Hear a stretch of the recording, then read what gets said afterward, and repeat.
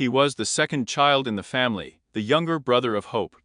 Their father, Nikolai, abused alcohol and did not hide his numerous infidelities from his wife Lyudmila. Nevertheless, she put up with him for a long time and decided to divorce only when Alexander was 15 years old. By that time, his father's constant drunkenness was already seriously poisoning the life of the whole family. Lyudmila always stood up for the children, especially for her son. She felt a special affection and pity for Alexander. Although he was born on time, his birth weight was below normal, and he was often ill as a child. The mother's guardianship became stronger over the years, as a result of which the boy had his own bed only at the age of 12. Before that he slept with his mother. Alexander grew up a closed and contradictory child, prone to aggression and rudeness. He especially suffered from the behavior of neighbors at the entrance of an apartment building. Over time, he developed an unhealthy interest in National Socialism, and one of the most infamous tyrants in history became his idol. Soon the walls of the entrance were covered with swastikas and various inscriptions glorifying the totalitarian regime. Matches in door locks, broken mailboxes, melted doorbells and elevator buttons were Alexander's usual tricks, and he used the elevator solely to damage something in it. For inexplicable reasons, all members of his family, including Alexander himself, ascended to their apartment on the 9th floor exclusively on foot by stairs. At first, the neighbors tried to complain to Lyudmila about her son, but she categorically denied any guilt of Alexander. Later, her behavior became even more defiant, and she could spit in the face of those who dared to complain about him. Over time, residents began to avoid contact with this family. Meanwhile, Alexander continued to make a mess. He started stealing newspapers and magazines from the mailboxes he damaged, and later began stealing bicycles parked in the entrance. However, this could not last long, and in the end he was caught. One day, Alexander broke into the school office with the help of and stole a few things there. After that, they tried to place him in a special institution for juvenile delinquents, but his mother intervened again and immediately stood up for him. She managed to convince the school administration to give her son another chance, and Alexander was admitted to classes at a regular school. It is worth noting that Lyudmila herself also had problems with the law. In the past, she was dismissed from her position as head of household at one of the schools, after a significant shortage of household goods, such as soap and light bulbs, was discovered. Subsequently, she got a job as a legal assistant in court.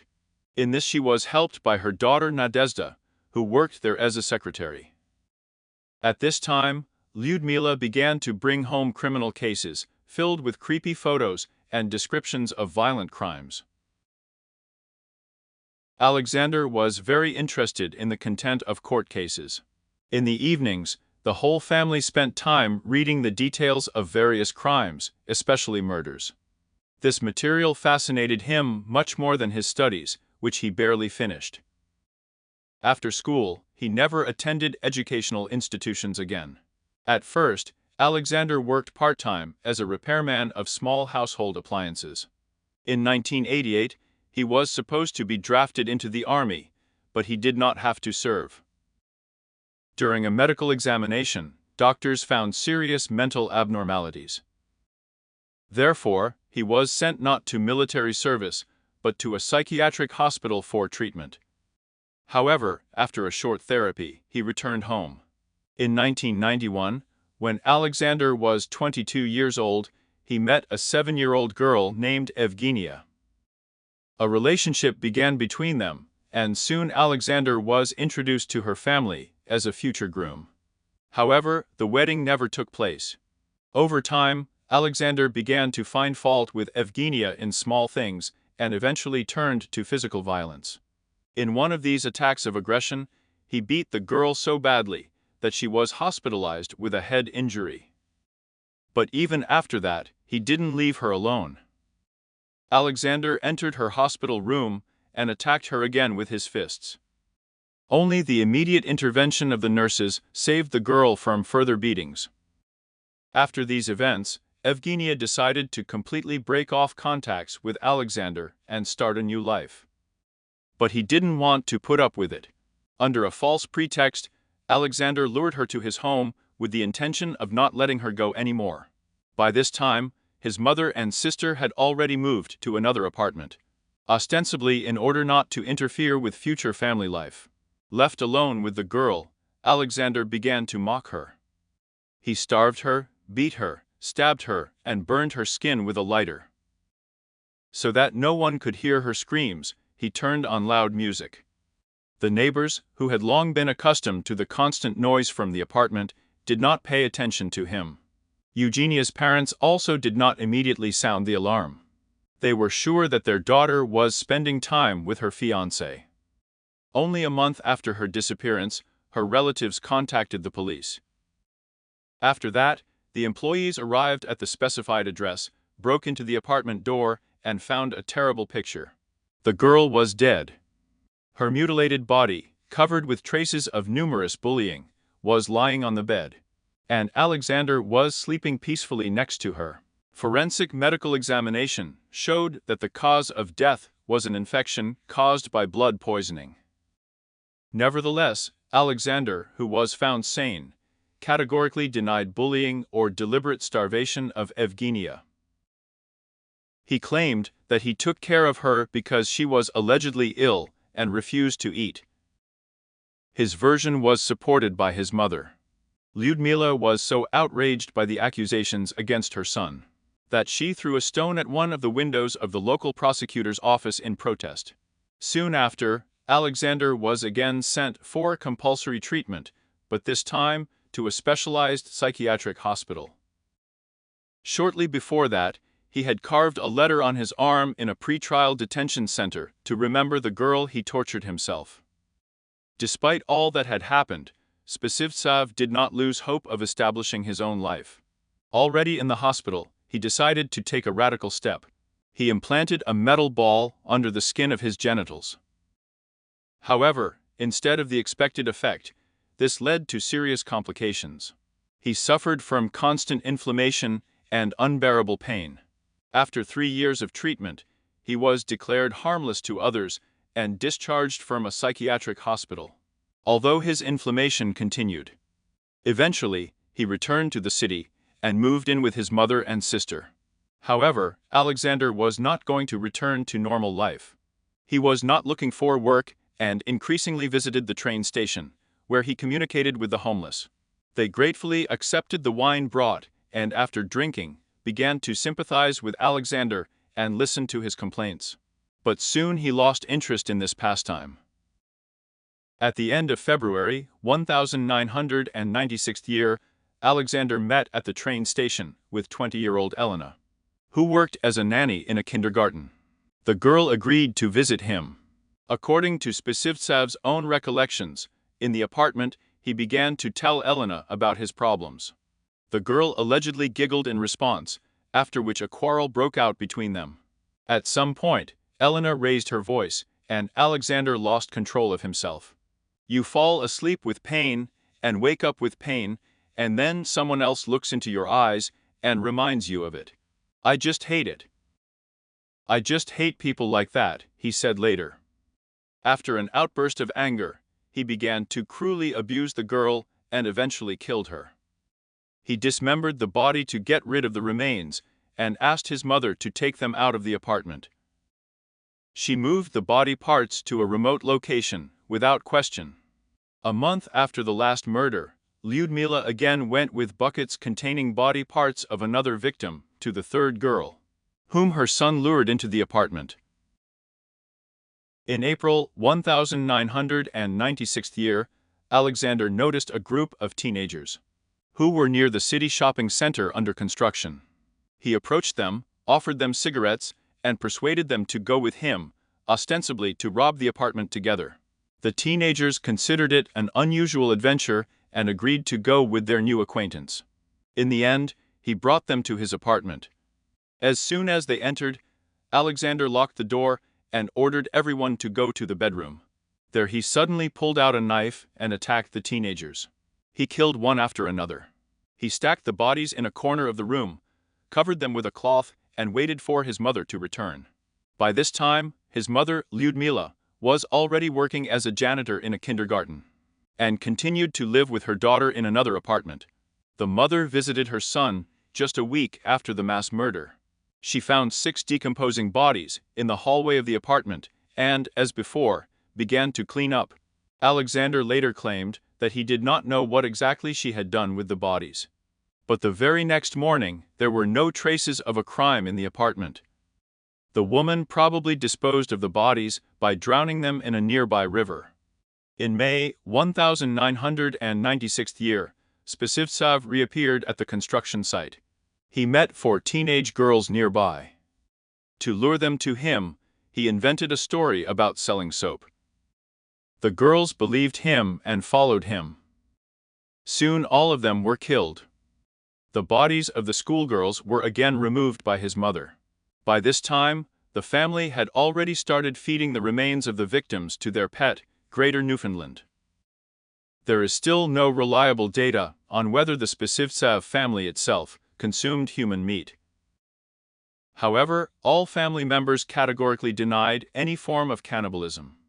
Meanwhile, Alexander continued to kill. In May 1996, in the same fatal apartment, in addition to 4 schoolgirls, he killed at least 7 other people. Despite his repulsive appearance, Alexander managed to win the trust of teenagers. Many of them forgot all caution and followed him, not knowing what was waiting for them.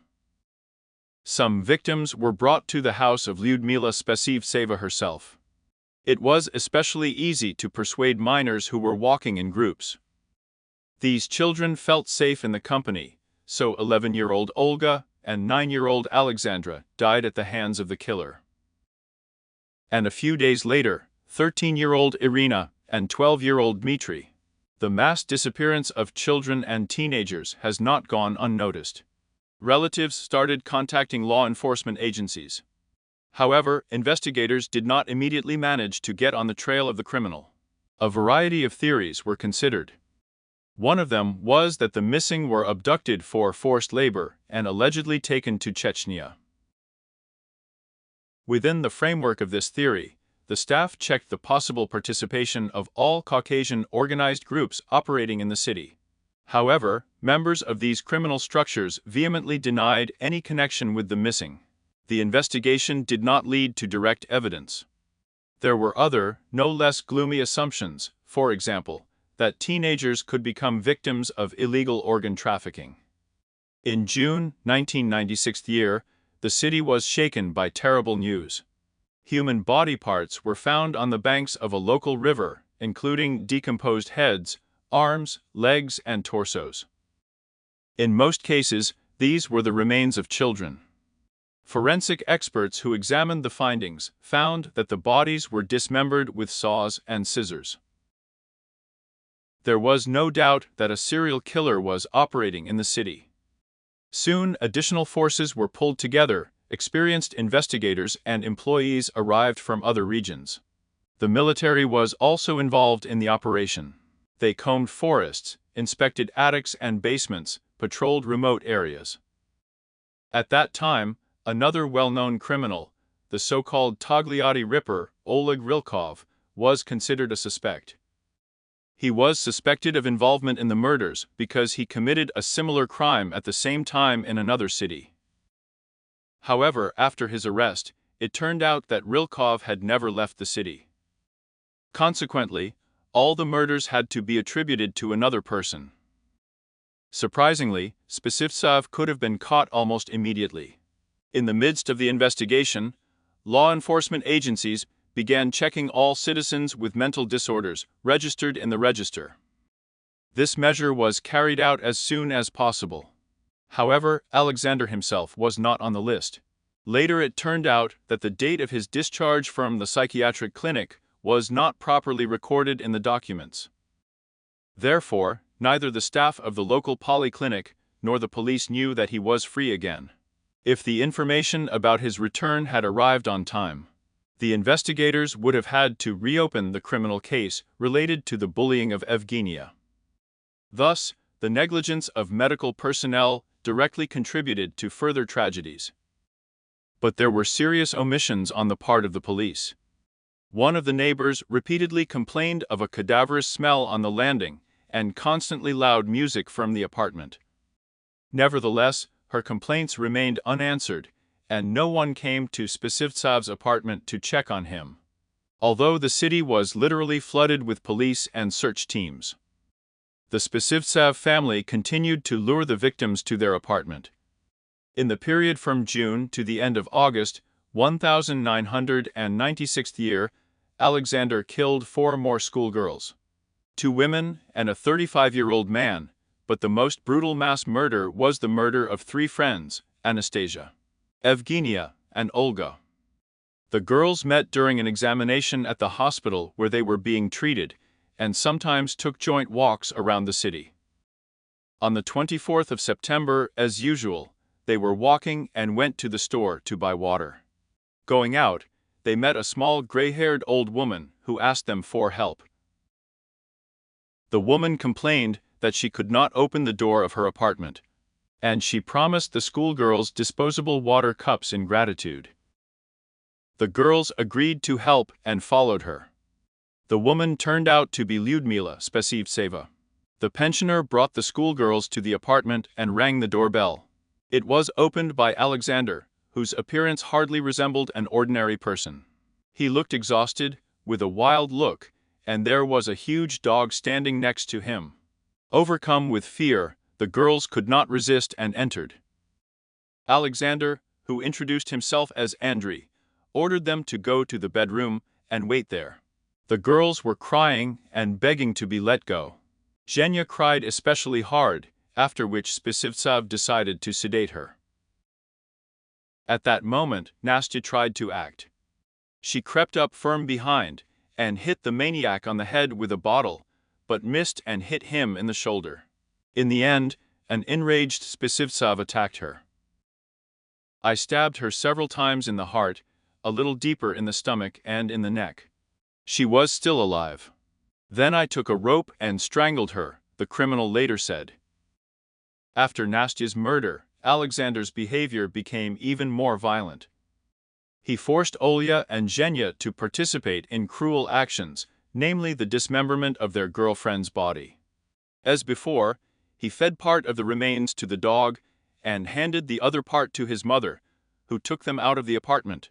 Alexander's sister, Nadezhda, was in the apartment at that time. She saw what was happening, but did not interfere. Olya and Zhenya stayed in the apartment, where Alexander continued to mock them. It was especially hard for his wife. He caused her severe pain and injuries, which he later tried to sew up with improvised means. Once Alexander could not cope with himself and, in a fit of rage, beat Zhenya badly. Olya tried to save her friend and gave her artificial respiration for an hour, but the injuries were too serious, and the girl died. Later, Olya reported that Alexander had not touched the body of the deceased for 3 days. The reason for this was his strange religious beliefs. He believed that the soul needed time to leave the body, and he left the window open on purpose, ostensibly to help her get out. When 3 days had passed, he ordered Olya to dismember the body of her friend. Alexander planned to bury all the remains in one place, but no longer had such an opportunity. On the 24th of October, 1996, the police finally came to Spasivtsev's apartment. A few days before, a neighbor noticed that the batteries in her apartment were not working properly. She contacted the management company, and its employees began checking the apartments to find out the reason. When they reached the apartment on the 9th floor where Alexander lived, he categorically refused to let them in. He explained that he was mentally ill, and his mother allegedly locked the door. He told the same story to the police, who soon after came to check on him. The behavior of the tenant aroused suspicion, and soon a police squad arrived at the apartment. It was decided to crack the door. What the employees saw when they entered the apartment shocked them. There was a strong smell of decay, and chaos reigned everywhere. During the search, many items belonging to the victims were found. A total of 82 items of clothing, including children's shoes, were found. Alexander removed everything of value from the bodies of his victims. In total, about 40 pieces of jewelry were found. He kept them separately in a special box. In addition, he often photographed his victims. He had an old camera with which he documented what was happening. During a search of one of the rooms, the police found Olya still alive on the floor. She was seriously injured, as shortly before that the maniac hit her several times in the stomach with a screwdriver. The girl lay motionless, waiting for him to come back to finish what he had started, as he had threatened her. Before she was taken to the hospital, Olya managed to give evidence. She described her experiences in detail. Doctors fought for her life, but the injuries were too serious. 3 days after the rescue, the girl died in hospital from peritonitis and pulmonary edema. Alexander himself was not in the apartment when the police arrived. He escaped through the window by the fire escape, climbed onto the roof of the building, and hid there. When the search of the apartment was completed and the police left the building, Spasivtsov also left. However, he did not go far. After a few days, he returned to the entrance of the house, presumably to check the situation or pick up something from the apartment. There he was detained by a policeman on duty at the building. Alexander's attempts to explain his actions were limited to complaints about his health and dissatisfaction with the world around him. "I had nothing else to do, I was refused treatment, I have a weakened immune system. I wear a warm jacket and sweater even in summer, I'm always cold. Look, I have wounds everywhere on my hands," he said during the interrogation. Soon after, the police arrested Lyudmila, Alexander's mother. Spasivtsov himself did not hide that she actively helped him and knew about what was happening. However, during the confrontation, the woman denied almost all the charges, calling the testimony of her son an invention. During the investigation, Alexander confessed to 19 murders committed by him. In the period from February to September 1996 year. However, according to various sources, the number of his victims may be much higher, up to 82 people. This was confirmed by the clothes found in the apartment, belonging to different people, including children. At first, investigators managed to prove his involvement only in the murders of Anastasia, Evgenia and Olga, as well as in the death of the first victim Elena. However, work continued to identify other victims. Psychiatric examination showed that Alexander was sane. This meant that he was criminally liable and could theoretically receive the death penalty. To everyone's surprise, Alexander Spasivtsov in 1999 year was sentenced to only 10 years in prison. The verdict caused bewilderment, especially considering the crimes recognized by him. However, a year later, a new stage of the investigation began. Investigators have completed the collection of evidence on 15 other murders committed by Alexander. It seemed that the death penalty was now inevitable for him. But to initiate a new case, a second psychiatric examination was required. This time, experts came to the conclusion that Spasivtsov should be placed in a specialized psychiatric institution. After that, he was declared insane and transferred to compulsory treatment. Since then, he has been in a closed psychiatric hospital. He reportedly has no complaints about the conditions of detention. His personal hygiene is monitored by the staff of the institution. Even his fingernails and toenails are cut by nurses. Despite the severity of the crimes committed, Alexander Spasivtsov was recognized as disabled and receives state benefits. He sends some of this money to his mother and spends the rest on sweets, mainly chocolate. He sets aside the remaining amount for the future. He spends his free time quietly, as a rule, reading books, writing poetry, sewing, making appliques and drawing. He also sends some of his works to his mother. Lyudmila Spasivtseva was sentenced to 10 years in prison and was released in 2009 year. After her release, she and her daughter Nadezhda left the city. However, in the 2013 year, both tried to return to their former apartment. This caused a violent reaction of the residents of the house, who categorically objected to their return. As a result, Lyudmila and Nadezhda managed to enter the apartment only under police protection. However, they didn't stay there for long. Soon the women disappeared from sight again and did not appear in the city again. The apartment in which the Spasivtsevs lived is still empty. It is impossible not to sell it, not to rent it out, because its reputation is too badly damaged. According to some reports, the Spasivtsev, Lyudmila and Nadezhda settled in a small village after their disappearance. When the locals found out who they were, they massively appealed to the local administration, demanding their expulsion. The tension has reached such a level that one day an elderly woman who looked like Lyudmila was mistakenly attacked.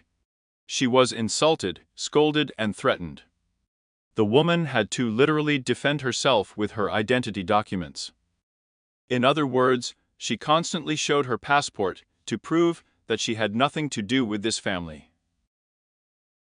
Lyudmila herself leads a reclusive lifestyle, almost never leaves home, and regularly writes appeals to various authorities in the hope of freeing her son. Her dream is to reunite the whole family, but in reality it is almost impossible.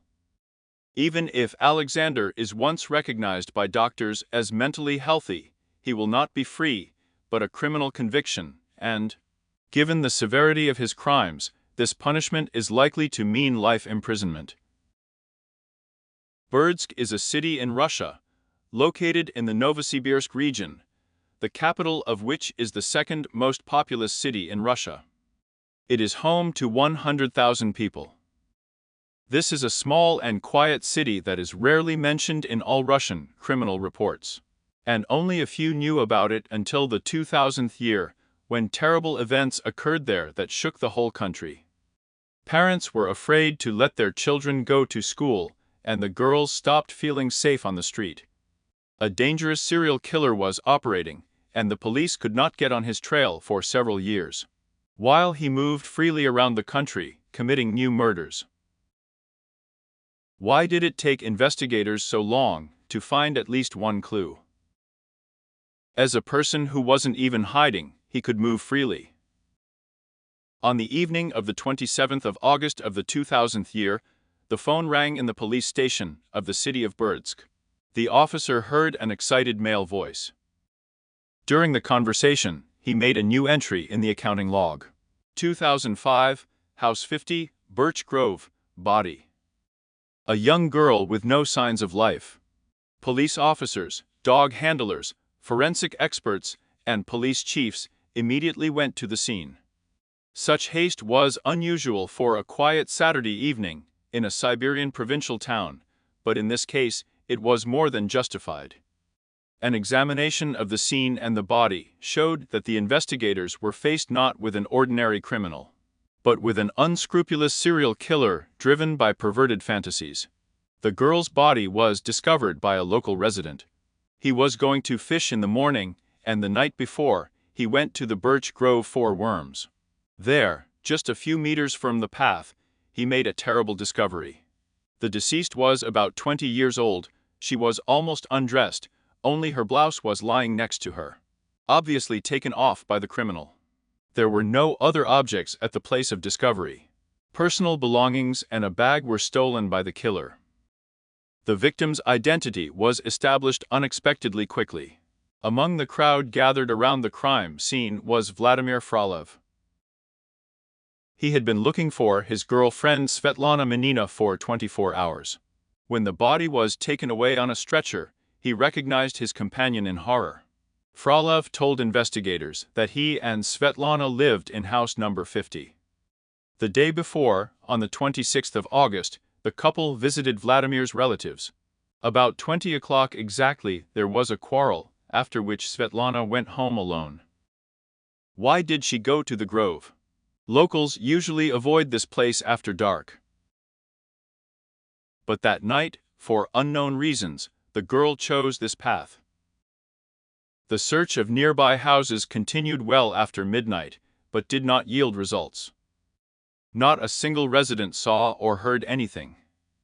A detailed conversation with Frolov showed that Svetlana had a purse, silver jewelry, and a watch with her.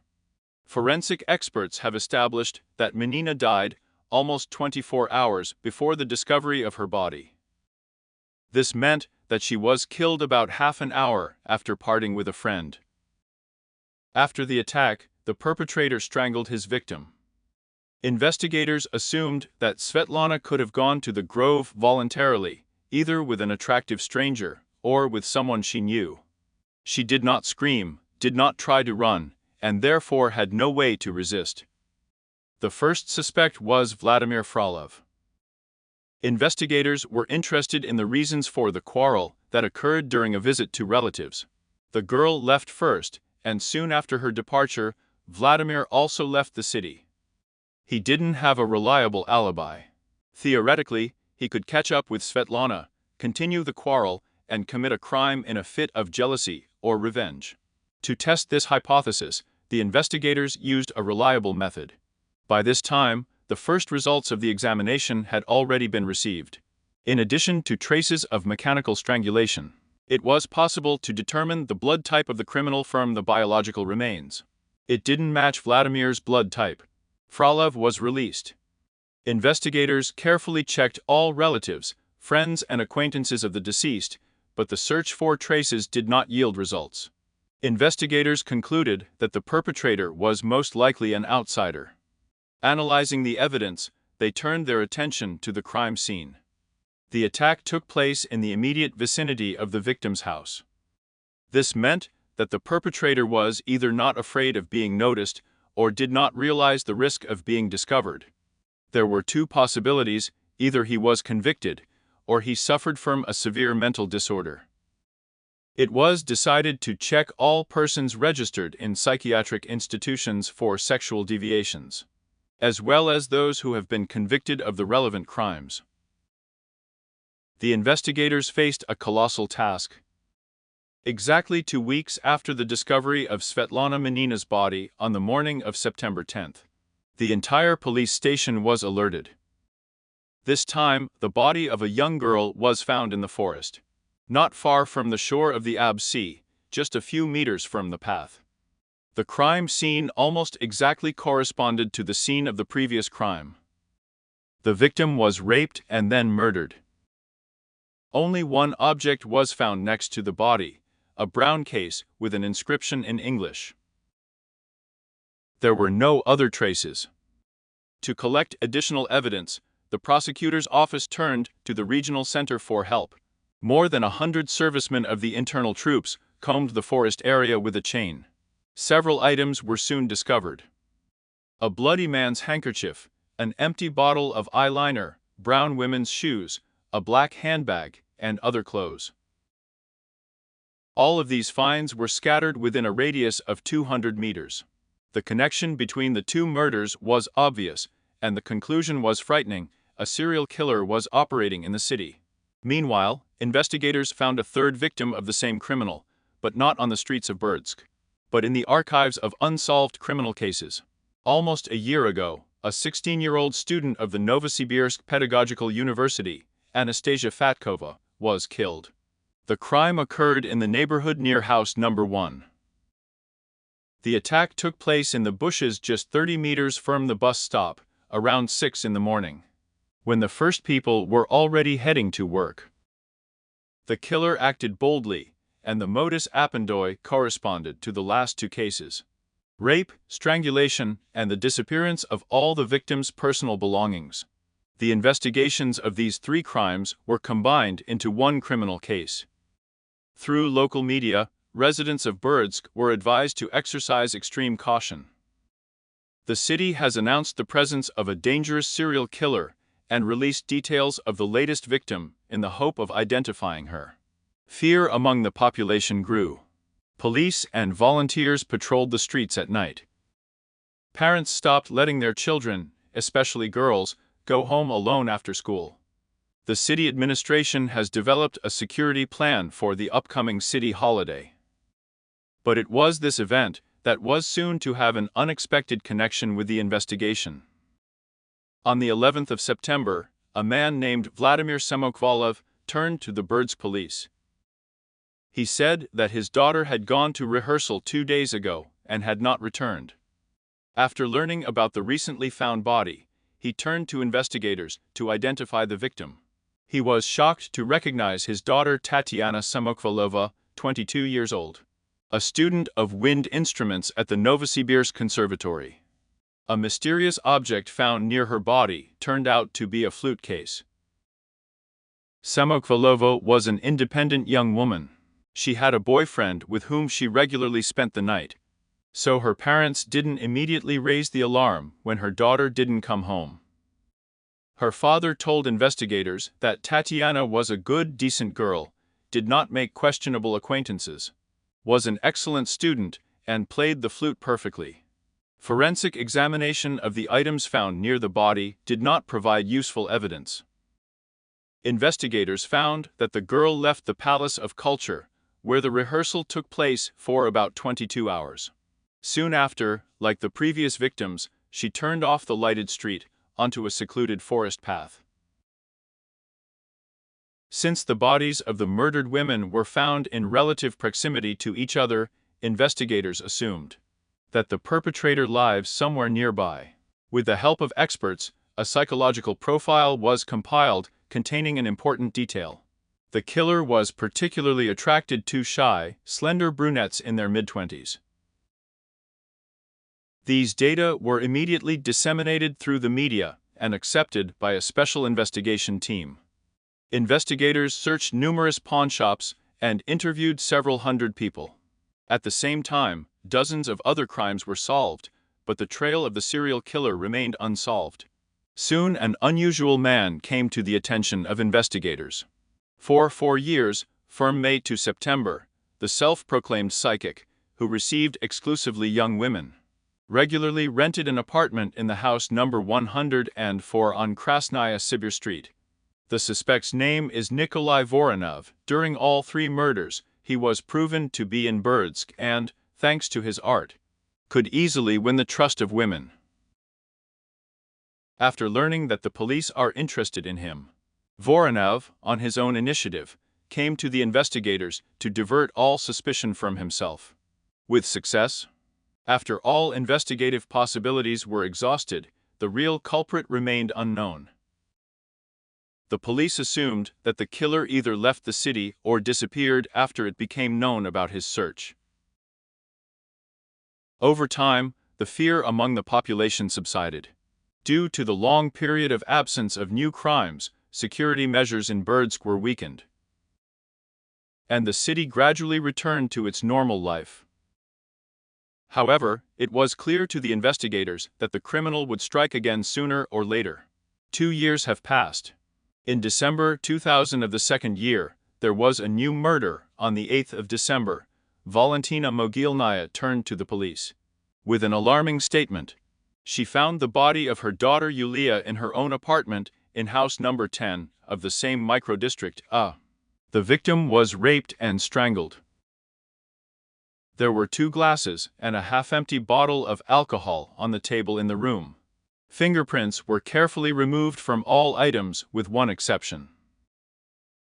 There was an empty beer bottle under the table, which the criminal obviously did not notice. It was withdrawn for examination. In addition, the killer locked the front door with a key. Drinking together before the crime indicated that Julia knew her killer. 6 months before the tragedy, Yulia had a roommate who still had a key to the apartment. Vladimir Semenov immediately came under suspicion and was arrested, but he categorically denied any involvement in the crime. Forensic examination showed that the fingerprints on the beer bottle did not belong to him. In addition, it was established that Yulia was killed on December 7th, but on that day Semenov had an iron alibi. The analysis of biological traces also again showed the same blood type of the criminal, which did not match the blood type of Vladimir. Thus, his innocence was finally proven. The investigation stalled again, but then the results of the fingerprint examination came in. A comparison of fingerprints led investigators to the trail of a man who was repeatedly taken to a sobering-up center. His name was Alexei Gaskov. Investigators immediately went to his apartment and arrested the suspect. At first, Gaskov denied any involvement, but then finally admitted that everything happened by accident, and that he did not want to take Yulia's life. A blood test confirmed that his blood type matched the killer's blood type, which had been searched for more than 2 years. After that, investigators checked his possible involvement in other crimes. In the end, Gaskov signed an official statement and confessed to all the murders. The whole city followed the news with great relief. The serial killer, who has been searched for so long, finally found himself in the hands of investigators. At first, everything went as the investigators wanted. The suspect pointed out the places where all the crimes were committed, but soon inconsistencies began to appear. When it came to the details of the murders, Gaskov became confused in his testimony, naming circumstances that contradicted the data obtained during the inspection of crime scenes. Only with the help of genetic examination could it be determined for sure whether he was involved in all 4 murders. A few weeks later, the medical examiners issued a verdict. The biological traces found on the victims did not belong to Gaskov. They didn't investigate why he was talking himself into it. The investigation had to start from scratch. Now all men, even slightly suspected, were immediately sent for genetic examination. But Gaskov was not ignored either. He inexplicably knew some details of the crimes. He answered direct questions evasively, but willingly told about himself. He told investigators that he studied at a theater school and dreamed of working in Moscow, but he was not accepted. The investigators sent a request to the capital.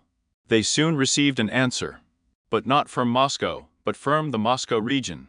On the 8th of November, 2002 years ago, when Gaskov was still in Moscow, a brutal crime occurred there. A 23-year-old student from Peru was killed. The investigation then reached a dead end, but now the case has again aroused interest. Moscow researchers came to Berdsk to work with Gaskov. There were several notable coincidences. First of all, he lived just a 5-minute walk from the girls' dorm. Secondly, he left this place immediately after the discovery of the girl's body.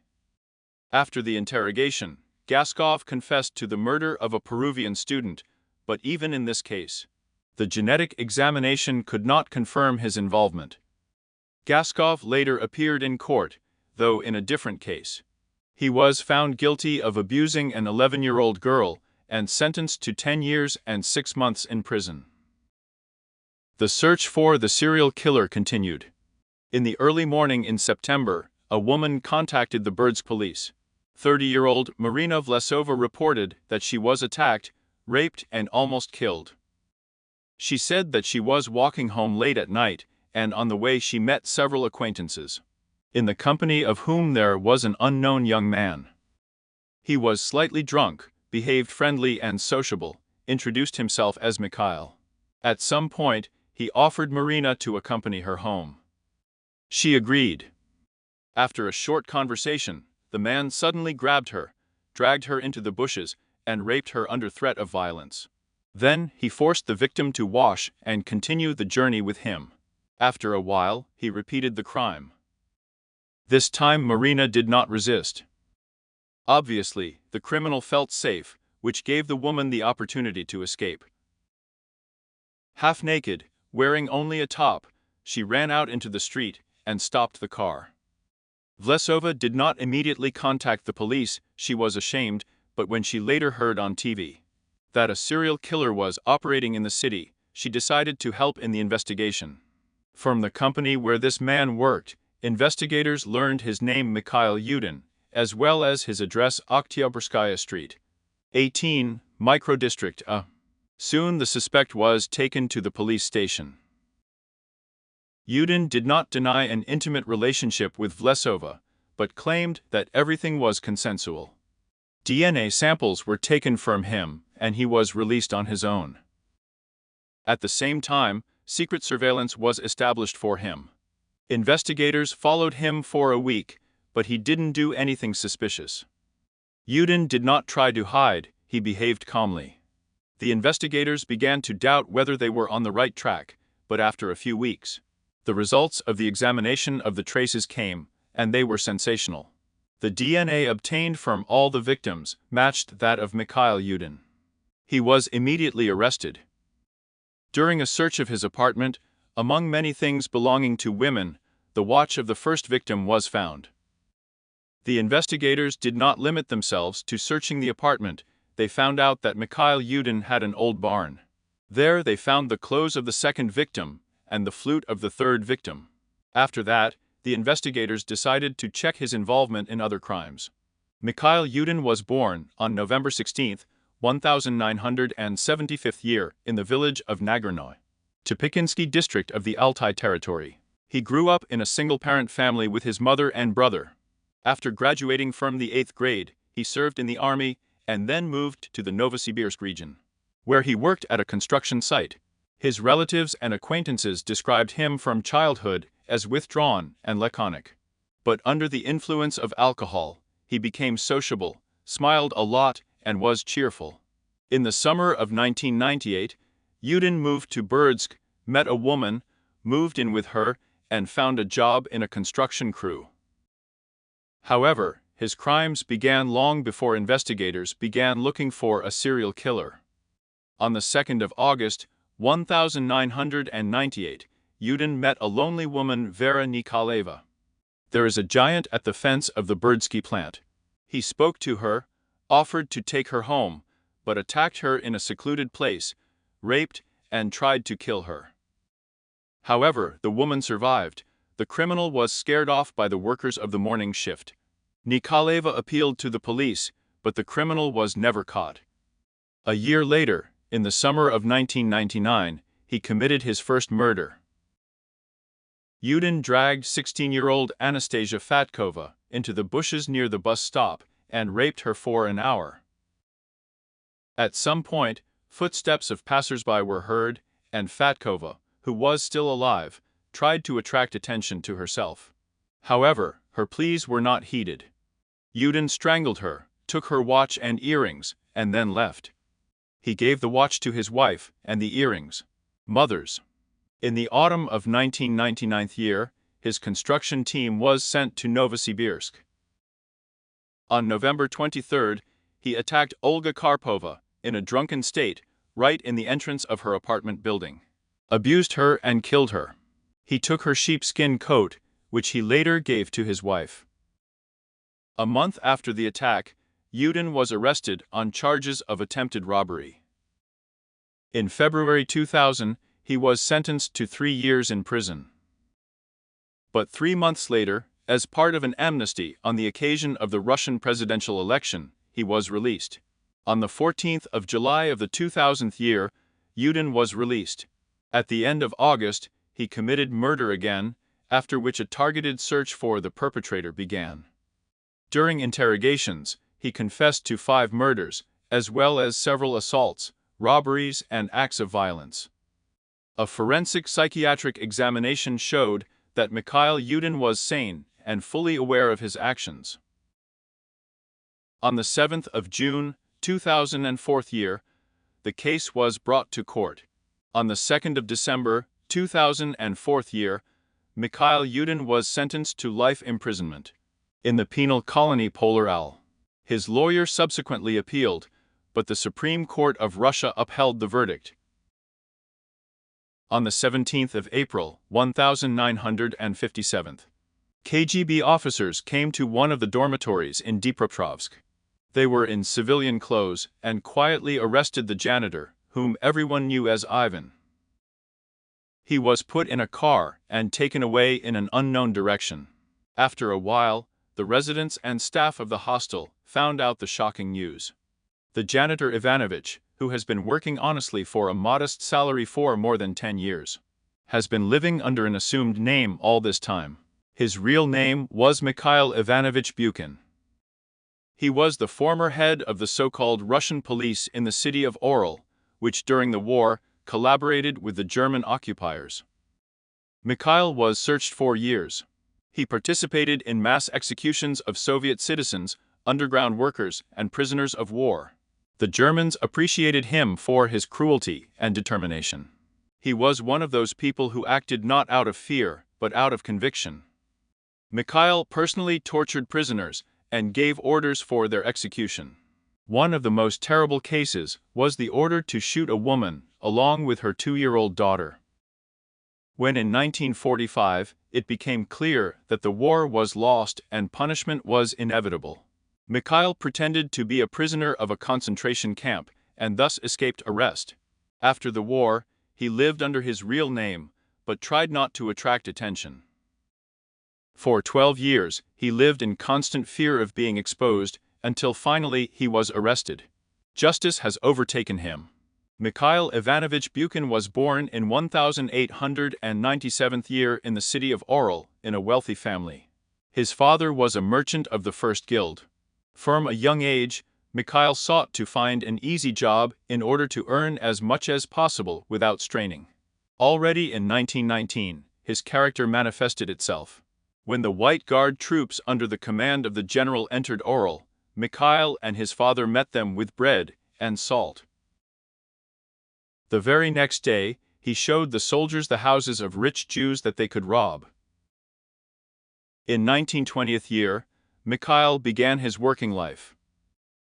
Before the war, he often changed professions, worked as an accountant, cashier, merchant and shop owner. He always felt where it was possible to make a profit, and part of the fortune often ended up in his own pocket. In a year, his greed nearly landed him in jail. Royal gold coins were found in his possession, the possession of which was prohibited for ordinary citizens. He got the money illegally. This time, Mikhail Bukin got off lightly. His gold was confiscated, and he was sentenced to 3 months of arrest. This incident made him more cautious, but he still could not avoid problems with the law. In March 1941, Mikhail was arrested again, this time on charges of official misconduct. He was involved in the fraudulent supply of pipes for the Bryansk bakery. Mikhail Bukin met the beginning of the war behind bars. The court sentenced him to 2 years in prison. He was transported in stages to the Gomel prison. During one of the first German air raids, the prison gates were destroyed, and the guards fled in panic. Bukin, like many other prisoners, took advantage of the moment and escaped. He left the prison and the city of Gomel, but was stopped by Wehrmacht soldiers on the way. However, they did not detain him. On the contrary, they gave him a pass and let him go. Returning to his hometown of Oryol took several months. It was only at the end of October 1941 that he reached his goal. In Oryol, Mikhail met his wife Anastasia and calmly returned to his room in a communal apartment. By chance, Mikhail came into contact with the Germans. His neighbor, Olga Stepina, worked as a translator in the city Gestapo. One day, when Bukin came to her on a domestic issue, he met 2 German officers in her apartment, Krieger and Klaus. Both spoke Russian well. A conversation ensued, during which Mikhail complained about poverty and hunger. The Germans offered him a job. He had to identify Jews, communists and sympathizers. Bukin agreed. At first, he worked as a simple policeman in the Gestapo, but after 6 months, for special diligence, he was appointed chief of the detective police as part of the Russian department of the Gestapo. Having gained power over people, Mikhail showed his true nature. He tried to prove his loyalty to the Nazis and worked with great zeal. Already in the first days, he began mass arrests. They arrested not only communists, Komsomol members, underground workers and Jews, but also ordinary citizens, with whom Bukin had personal scores from his past life. In the basements of the Gestapo, prisoners were brutally tortured, beaten with rubber batons and whips, left in the cold, starved and thirsty. In the autumn of 1942, Mikhail especially distinguished himself. With his active participation, a group of Soviet underground workers who had infiltrated the Oryol Gestapo was exposed. Several people were arrested. The leader of the group, Golovka Bukin, was personally beaten to death during interrogation. A month later, Bukin achieved another success. His men uncovered a partisan group led by Vladimir II. The partisans planned to blow up the city theater during the celebration of the anniversary of the occupation of Orel. 26 people were arrested, including Maria Zemskaya and her little daughter Valia. By order of the head of the Gestapo, the partisans, like a small child, were soon shot. At the beginning of 1943, Buchan's team consisted of about 500 full-time employees, 150 secret agents, and many paid informants. Buchan's office was located in 2 large brick buildings. There were specially equipped torture and execution chambers in the basements of these buildings.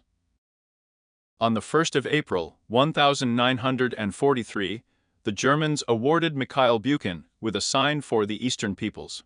It was the highest award that civilian collaborators could receive.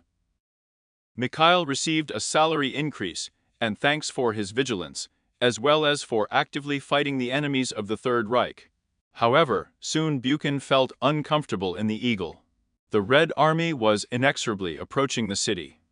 At the request of the head of the Gestapo, the Germans allocated Buchan and his wife a separate car for evacuation.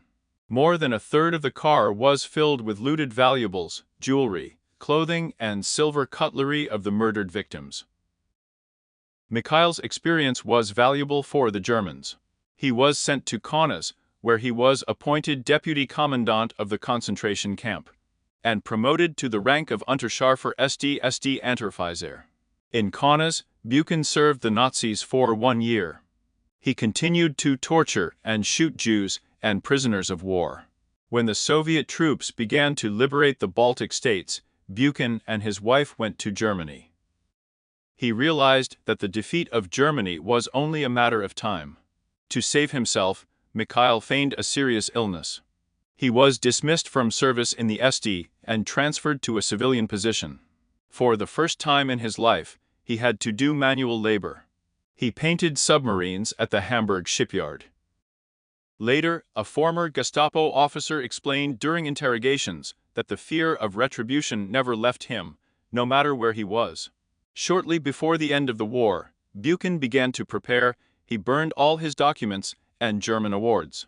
Then he asked the Germans to send him to a concentration camp, allegedly for infiltration into an underground organization. In 1945, Soviet troops liberated the camp. Together with thousands of other prisoners, Mikhail, as an alleged former prisoner, returned with his wife to the Soviet Union. He received a new passport in his real name, which stated that he was born in Tsaritsyn and during the war worked as a nurse in a hospital in Kislyar. Buchan chose Dnipropetrovsk for a peaceful life. The neighbors spoke only positively about him. Everyone knew Mikhail Ivanovich as a modest and kind man who, according to him, survived the horrors of the concentration camp. Buchan was widowed and spent a lot of time looking after the children of neighbors. Meanwhile, they continued to search for the former head of the Gestapo Eagle. People similar to Buchan were detained several times, but he himself remained unnoticed for a long time. Only after 12 years of intensive searches, a man with the same name and surname attracted attention. Worked as a janitor in a hostel in Dnipropetrovsk. When it became clear that Mikhail Buchan was very similar to the wanted criminal, it was decided to arrest him. He behaved calmly and only said, "I've been waiting for you for a long time." During interrogations, he did not deny cooperation with the Germans, but insisted that he did not participate in torture and executions. The trial of Mikhail Buchan took place in his hometown of Orel, where he caused so much suffering. 78 witnesses to his crimes testified at the trial.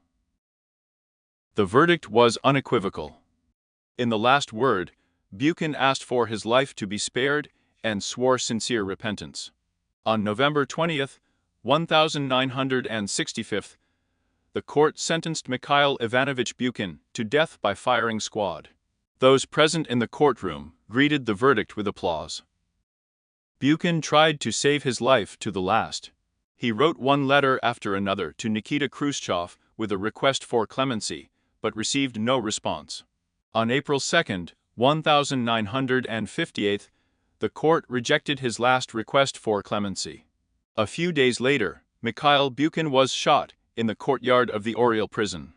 Interestingly, the materials of the case of Mikhail Buchan are still stored in the archives of the Special Services, under the heading Secret. According to Russian archival legislation, they can be declassified only 75 years after the verdict. That is, in 2039th year, one of the few surviving photographs of Mikhail Buchan is kept in the Military History Museum of the Eagle. In the photo, he is depicted on a black background. The museum aegis simply call him the Black Man. The head of the Gestapo Orla got what he deserved, but this is not always the case. Sometimes Nazi criminals live a long, quiet life and die without being held accountable for their atrocities. Alexander Kamin was born in 1953 in a small Russian town. All the events related to his case also took place there. He graduated from the 8th grade, and at the age of age was sentenced to imprisonment for violent behavior in public places. While serving his sentence, Kamin worked at a garment factory. He liked the job, and after his release, he mastered the profession of a tailor. However, in a small town, it was difficult to find a permanent job in this area. Later, he said that in a penal colony, he met a prisoner who kept several people in the basement and forced them to work. This story made a deep impression on him. Then, according to him, for the first time, he thought about what it would be like to completely control other people. For a long time he hesitated before taking something like this, but when the social conditions in the country began to change, Kamin decided to act. He initiated his colleague Alexander Mika into his plans, who agreed to participate. At first, the plan looked relatively harmless.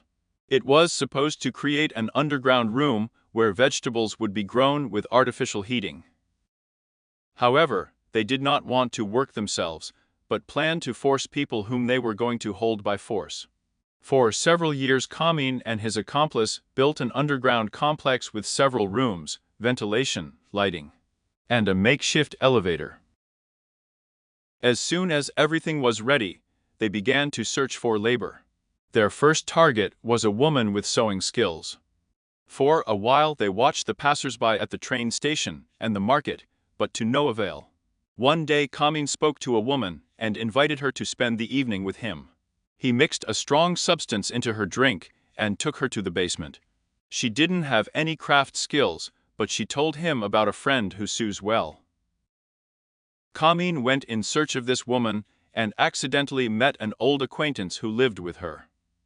He invited them both to his house and again used the same trick with a poisoned drink. When Kamin realized that the man was dangerous and would not submit, he decided to get rid of him, left him unconscious on the street in the bitter cold. The man was later found dead. The incident was treated as an accident. Melnikova began sewing dressing gowns and underwear for Kamin, which he later sold at markets and in local stores. At the same time, work continued on the underground room, where a crowd of him performed auxiliary work. However, Kamin considered her of little use and decided to find a new prisoner, someone who could do hard physical work. On the 21st of March, 1995, Kamin and Mig met 37-year-old Evgeny Shishev, a strong man with alcohol problems, near a grocery store. He agreed to have a drink with them and soon found himself in the basement. However, he turned out to be unsuitable. Shishev was not capable of physical labor. Later Kamin found out that Shishev was an electrician of the 4th category. Fearing that he might figure out the wiring and sabotage the electrical system, Kamin decided to kill him. He constructed a semblance of an electric chair, wrapped bare wires around the victim's arms and legs, connected them to an outlet, and forced Tolpiva and Melnikova to simultaneously press the switches. The body was winched up, carried to the forest and dumped there. After this incident, Melnikova was dissatisfied with Kamin, and he released Tolpiva on the condition that she would bring a new woman. On the 16th of July, 1995, Tulpiva brought Tatiana Kosakova, a woman accused of petty theft, to the basement. Melnikova taught her to sew. Work in the basement was strictly regulated, 6 hours a day with the norm of 32 dressing gowns. After a while, the women decided to run away, but the conditions were difficult. The stairs to the basement worked only in the presence of Kamen himself, and the garage was locked from the outside. When the opportunity presented itself, they locked Kamen in one of the rooms, but did not have time to escape. He quickly freed himself and stopped the escape attempt. As a punishment, he gave them a choice. Either he will cut their mouths open to the ears or tattoo the word slave on their foreheads. The women chose the latter. The fireplace kept its promise. Then he installed a new access system. Every time he entered the basement, he turned on a light bulb. That was the signal. The women had to put metal rings with locks around their necks and throw the keys on the floor.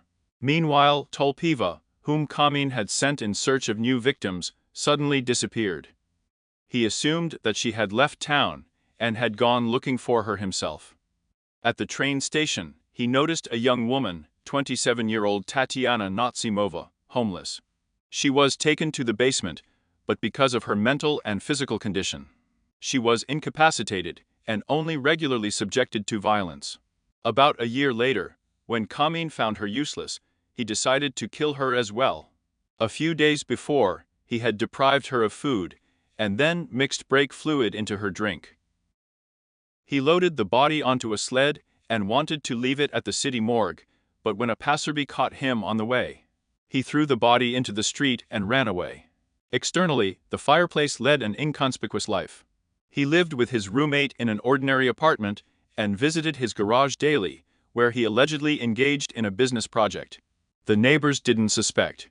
Kamen was officially registered as unemployed and received social benefits. He was also socially active, actively promoting his underground sewing workshop. In addition to everyday goods, women in the basement began to sew sacred vestments and weave icons. According to his instructions, they made a huge fabric coat of arms of Russia. Kamen tried to sell it to the city administration, even offered it to the police, but the deal did not take place. There were no funds in the budget. In January 1997th year, Alexander Kamen accidentally met Vera Tulpiva in the city, whom he had previously released. He offered her a new collaboration. She was supposed to help him sell the products of an underground sewing workshop and, if possible, bring new women to the basement. A few days later, Tulpiva brought 22-year-old Irina Konyushkina. Kamen decided that with her he could realize another of his ideas. He wanted offspring, witnesses who would be his slaves from birth. He tried to artificially inseminate Konyushkina with a syringe. Soon Kamen decided to get rid of Tulpiva. As in previous cases, he used a poisonous liquid. Unlike Natsimova, Tulpiva, however, died for several hours in terrible agony. The arrest of Alexander Kamen became possible after he expressed his intention to officially marry Irina. Melnikova and Kosakova saw this as a chance for salvation and persuaded Konyushkina to agree. Kamen, fearing escape, threatened to harm Irina's 2-year-old daughter if she tried to escape. Nevertheless, Konyushkina managed to escape from her apartment on July 21, 1997, when he left her unattended and went to the police. At first, her testimony was not believed, but when she called the names of the women in the basement, the staff immediately requested the exact location. Kamen was detained near his garage. He was trying to lure employees into a trap. He led them to the stairs to the basement, which was energized, and next to which gas cylinders were connected. Obviously, he was hoping for an explosion to destroy the evidence. However, Konyushkina warned him in advance, and the tragedy was avoided.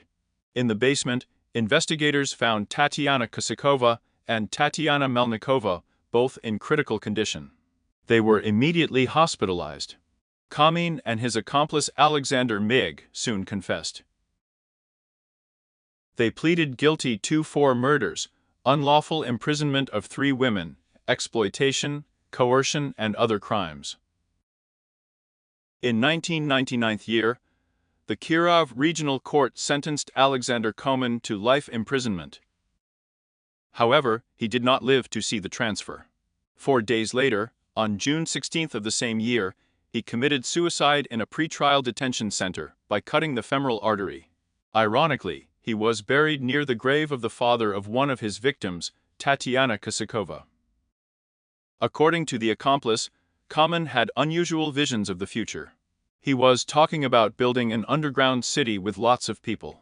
He wanted a coffin with glass windows, firm, which he would be pumped into the air to prevent decomposition, so that his children could come and look at it later.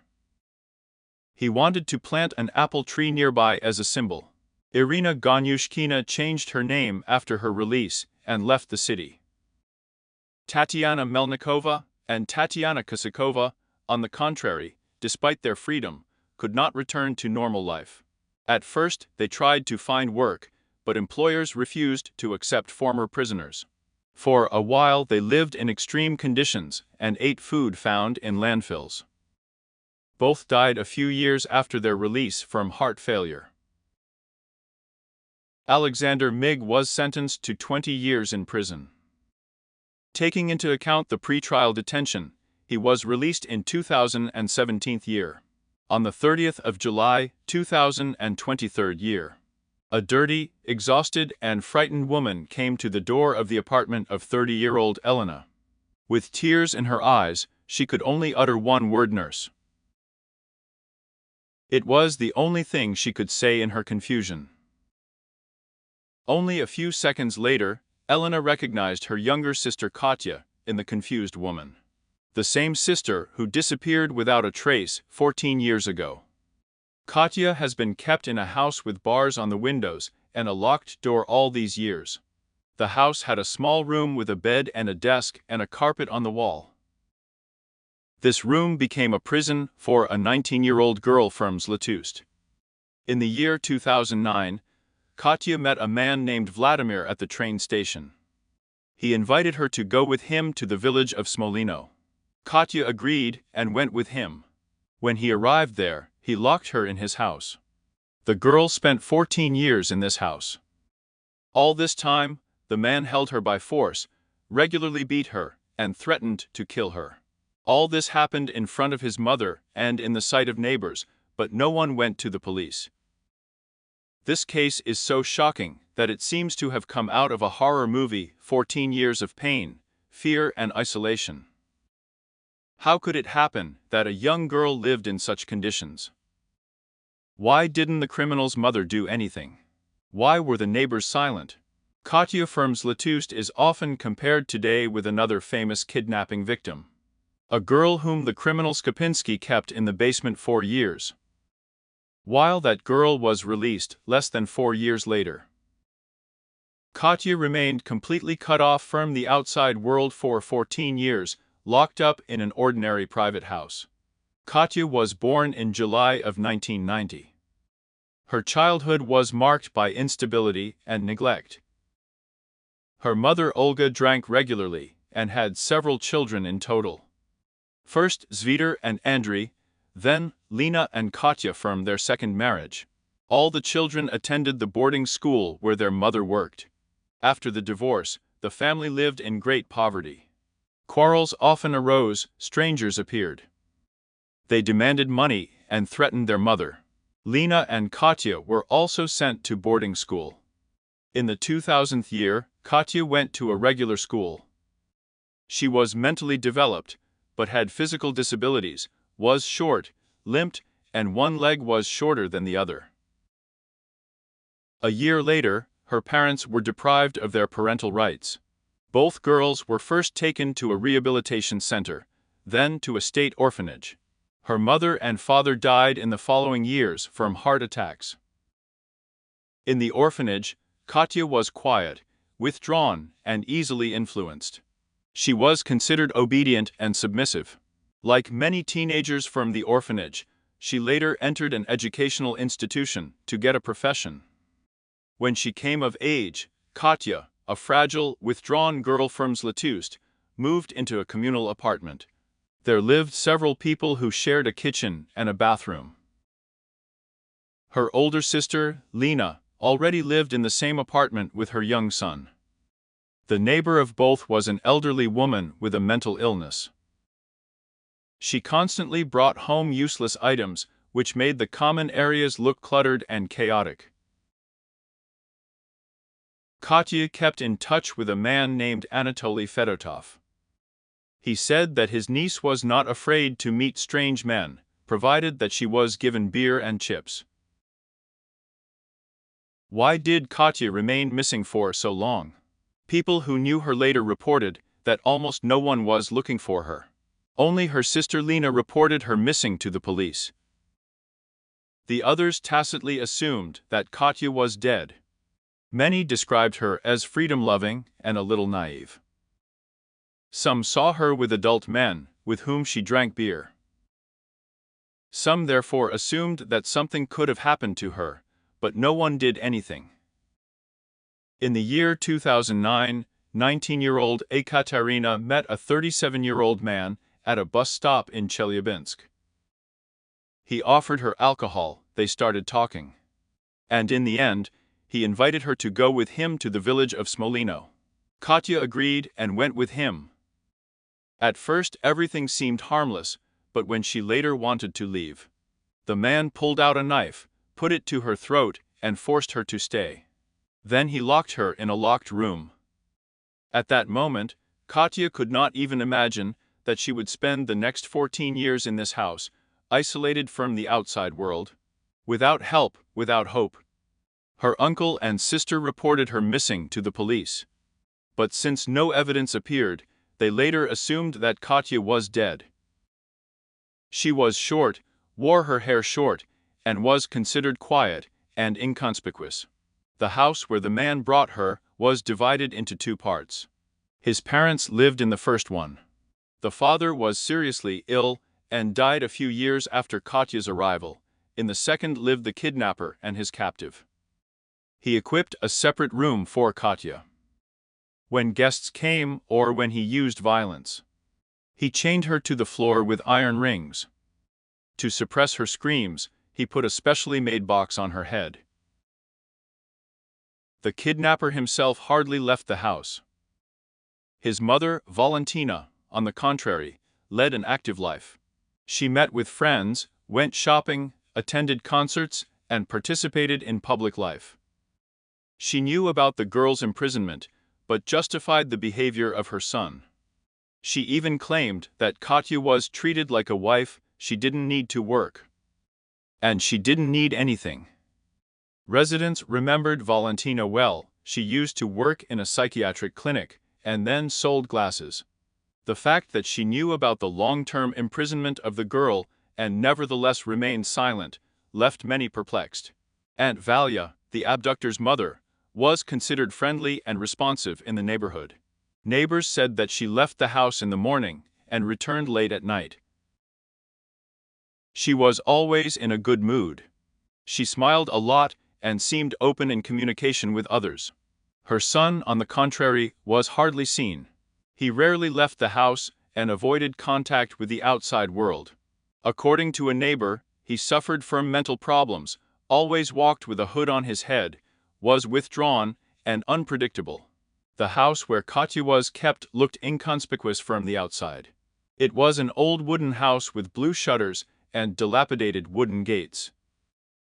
The roof has not been repaired for years. To the left of the entrance was a garage with blue gates. The yard was small and unkempt. Clotheslines hung in disarray, wash basins, loose bricks, and an old wooden staircase stood nearby. They were lying next to the garage door, a rolled-up carpet and a strange-looking black bag. The walls of the house were once painted blue, but now the paint has peeled off. The door was green, but it also looked dilapidated and neglected. The yard is overgrown with grass in places. While Katya was locked up, she was rarely allowed to leave her room. Occasionally, she helped with the housework and took care of the abductor's mother. She later told police that in recent months, her son had started drinking more alcohol. This greatly undermined his health and mental state. He became more aggressive and threatened not only Katya, but also herself. In desperation, the elderly woman finally called the medical team. The man was taken away, obviously in a big hurry. He didn't have time to close the door to the room where Catherine was locked. At that moment, she heard Valentina shouting, "Run, there won't be another chance." Later, Katya said that shortly before the arrival of rescuers, Valentina approached her and said, "Here's your money, go home. They probably searched for you for years." In 2023, Catherine was 33 years old. After everything she had experienced, she could not remember any phone numbers or the names of her relatives. Only the address of her sister. There she escaped. All these 14 years she lived in captivity, just 10 kilometers from her former home, on the opposite side of the village of Smolino. When Katya suddenly appeared in front of Lena, her sister could not believe that she was seeing her alive. Together they went to the police and filed a report. The kidnapper and his mother were detained. However, the woman was released before the trial on her own reconnaissance.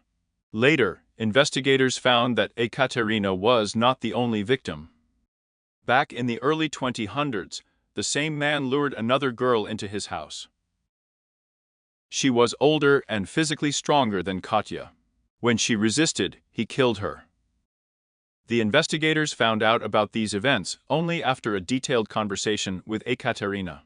Later, human remains were found on a plot of land next to the house. According to Ekaterina, in the first year of her imprisonment, there was another woman named Oksana in the house. Vladimir kept her chained up in the barn. He probably also met her at the train station and lured her to his house in the same way. He invited her for a drink. Oksana never managed to get out of there. In the summer, Vladimir hit Oksana on the head with a sharp object.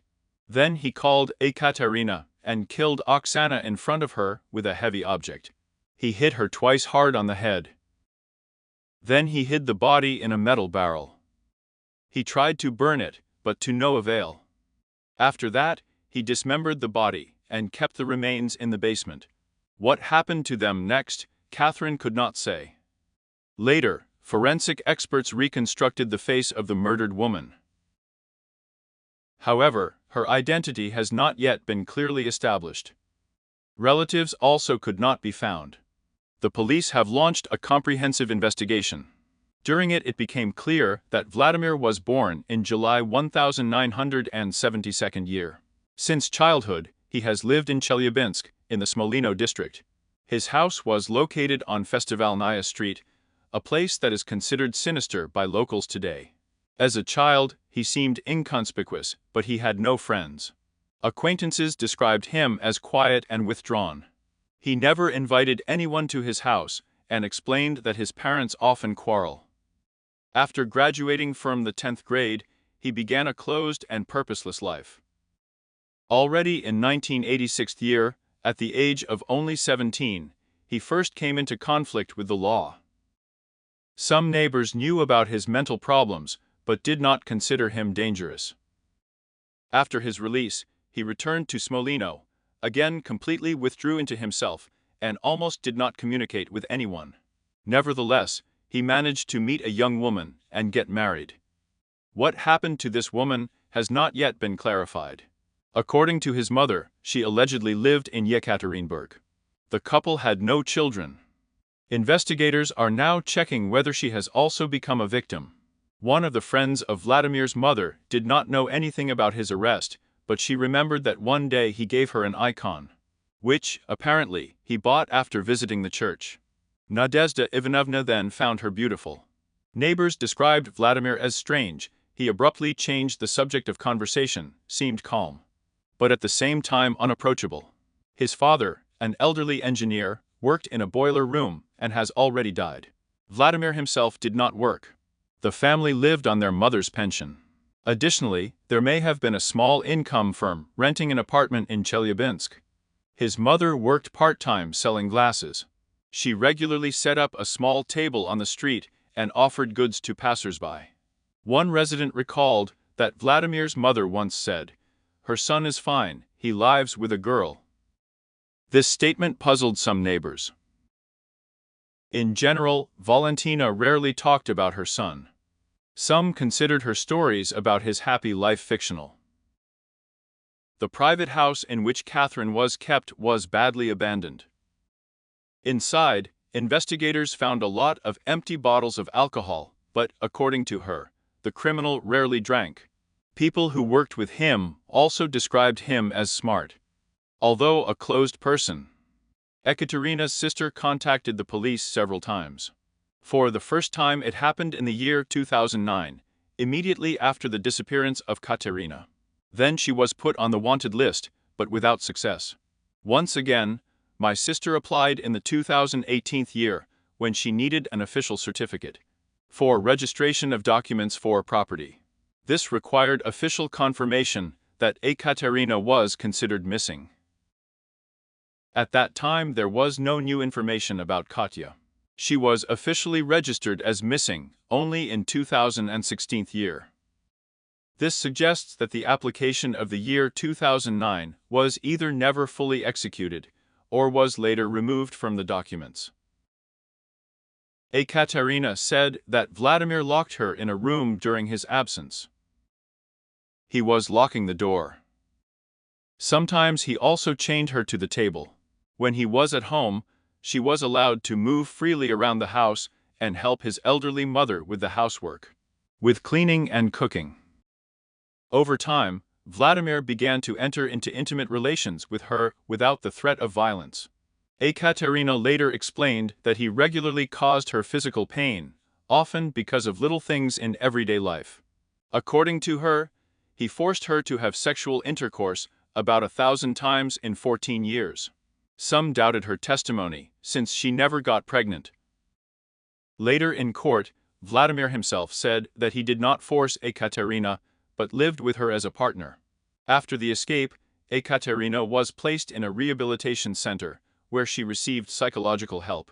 As for the criminal consequences, the investigators do not exclude that Vladimir will be sent not to prison, but to a psychiatric institution. Psychiatrists should conduct a comprehensive assessment of his condition. Several notebooks with personal notes were also found in the house, which should be analyzed by specialists. At the time of the investigation, Vladimir was 52 years old. But he looked much older, with sunken cheeks, deep wrinkles, thinning hair and bald spots. On the 9th of July, a closed court session was held, in which several witnesses took part. His mother, 72-year-old Valentina, was charged with complicity in unlawful imprisonment. According to the investigation, she helped her son to keep Ekaterina, and earlier Oksana, in the house. During the trial, Valentina stated that she was born in the Sotka district, received a medical education. She worked as a paramedic and is a widow. Her husband died 6 years ago. She has a son at the age of 52, and she has not previously been convicted. Answering the question about the abduction, she said, "Katya lived with us voluntarily, the doors were open, she could leave at any time." Valentina claimed that she did not know what was going on in Vladimir's room, she had never seen him beat Ekaterina, and in general, she did not notice much, since she was often out of the house. Her son and the girl cooked simple dishes and laughed a lot. "We lived, one might say, amicably. Katya didn't smoke or drink, even on holidays," she added. On Catherine's birthdays, she bought gifts, a dress, shampoo. According to her, everything was like an ordinary family life. Vladimir will have to undergo a forensic psychiatric examination, but since there are currently no available places in the clinic, he is awaiting hospitalization. Valentina continues to live at home. He regularly goes to church and also expects the process to continue. A neighbor remembered that he once went into the house to fix the plumbing. It was very dirty, but he didn't notice anything suspicious. The process has not been completed yet. One of the key issues remains. Why didn't Catherine run away earlier? Investigators believe that several factors played a role. During the search, they found a wooden device in the house, to which the girl was tied. Her mouth was taped shut. The windows of the room were sealed with bars. In all these years, she was allowed to leave the house only 2 or 3 times, and then only into the yard. When Vladimir was at home, he was almost constantly with her. One of the investigators reported that they even played chess. Vladimir attended chess school as a child and was a good player. Theoretically, Ekaterina could have escaped earlier, but psychologists suggest that she could have developed the so-called Stockholm Syndrome, or that her fear was too great. Valentina, on the contrary, claimed that Katerina stayed because she had food and a roof over her head in her house. And when she wanted another life, she left and then claimed that she was held by force. It is expected that the process will drag on for a long time.